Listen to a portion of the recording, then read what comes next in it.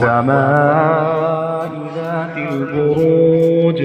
واليوم الموعود وشاهد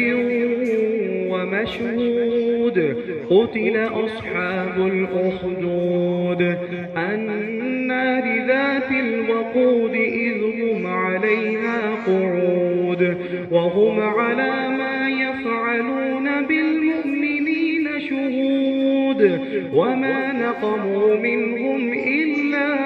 أن يؤمنوا بالله العزيز الحميد الذي له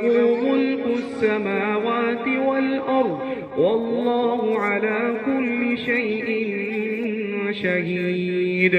إن الذين فتنوا المؤمنين والمؤمنات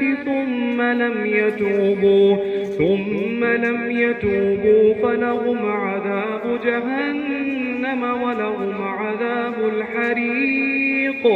إن الذين آمنوا وعملوا الصالحات لهم جنات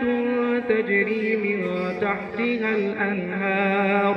ذلك الفوز الكبير إن بطش ربك لشديد إنه هو يبدئ ويعيد وهو الغفور الودود ذو العرش المجيد فعال لما يريد هل أتاك حديث الجنود فرعون وثمود بل الذين كفروا في تكذيب والله من ورائهم محيط بل هو قرآن مجيد في لوح